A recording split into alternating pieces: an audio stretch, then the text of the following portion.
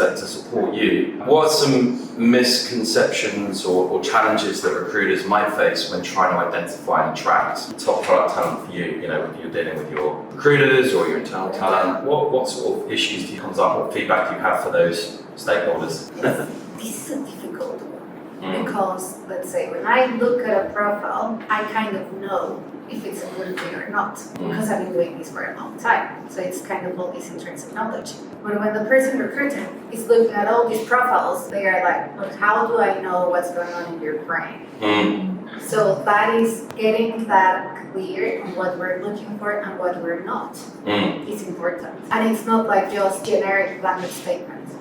It is for each of the roles. For example, I have this conversation. We are not looking for this. We're looking for this. And then it's like trial and error, right? And then it's like a little feedback. This wasn't good because, I don't know if it's a designer in our case, because it was a graphic designer, not a product designer, not a product designer. And those little things kind of make a massive difference. And I think it starts with, I just know here what I want, but it's very difficult to translate to the person recruiting.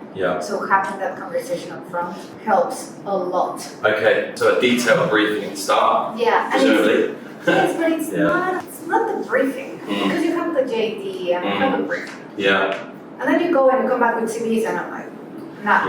And then you're like, well, why not? And that's where you go, okay, tell me more what you're looking for. Oh, this type of guy, maybe from a startup or from a startup environment or this or this or this. But the one that you sent me, because it's easier to give feedback, right? The one that you sent me doesn't have these, or it looks like blah, blah, blah, blah. So it's like that.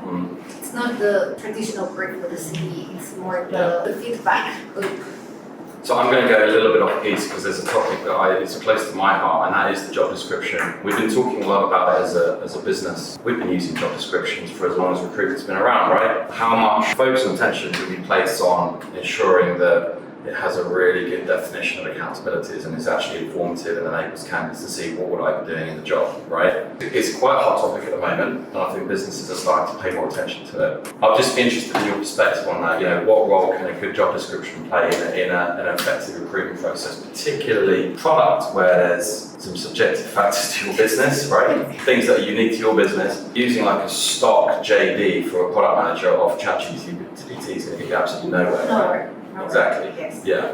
I think it starts with management. They need to be clear because the team is growing, right? That's why you're recruiting. Unless you're replacing, the team is growing. But then sometimes you recruit this person because people in the team are like, we're swamped. And everybody's swamped. And you're like, oh, okay, good, now we need someone else. And then sometimes you're growing for the thing that's going to come in a few months' time rather than today. Or many people kind of like yeah, we're here today, right? But the challenge with that, and that's just the dynamics of business. The challenge with that is that you're like, oh yeah, we need a PM. You do think about it. But the challenge that you raised is more of as a management team, you need to be very, very clear how this role is different from that role, especially if you have multiple PMs in the team. What's the difference between those two PMs? And if the two PMs are working on the same product, it's like, what's the difference between these two if it's the same product? Then once you have that, then you're like, okay, this one is more senior or junior, both of them working in this is the type of skills that you will get. And then in the other one, it's, no, this is a different product line, market expansion. You need a different set of skills for market expansion. That's the one that is running an existing product in an existing market, for example. While the other one is more like API development. It's much more technical. So it starts with management being very clear on what they want and then communicating with you and the team and the person, like the hiring manager, so that is really reflected in the JD. And it's easy not to take the time to do it because you're like, oh, here's the JD for product.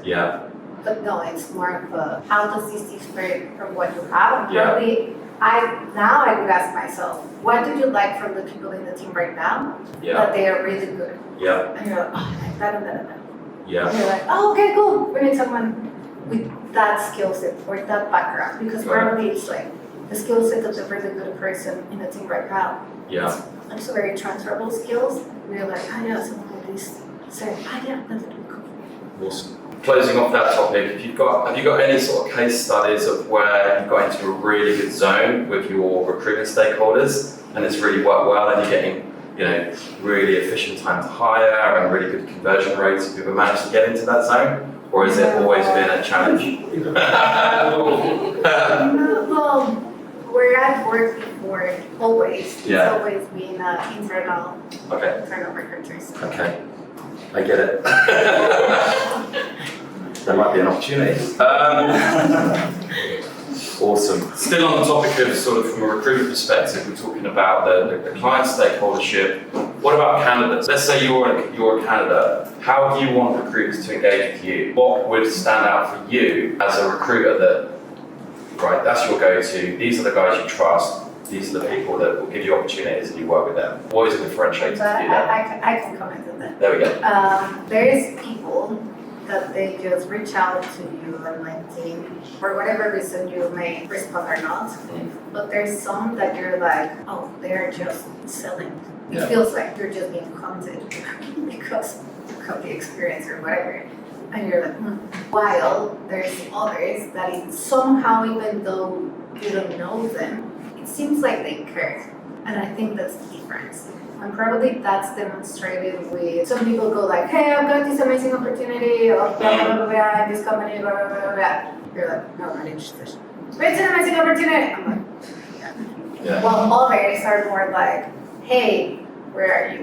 What's next for you? Actually, they reach out to you even before you're looking. Exactly.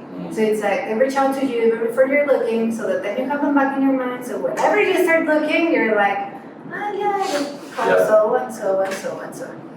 I think that's the big differentiation. Yeah. Because if one, it feels like you're being hunted.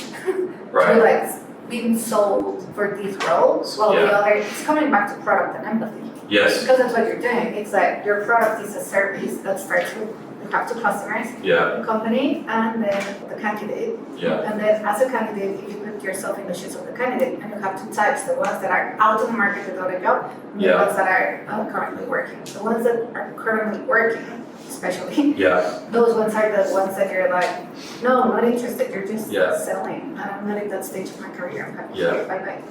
But if they try to empathy, understand where you are, use the other. Absolutely. Less transactional. More relationship.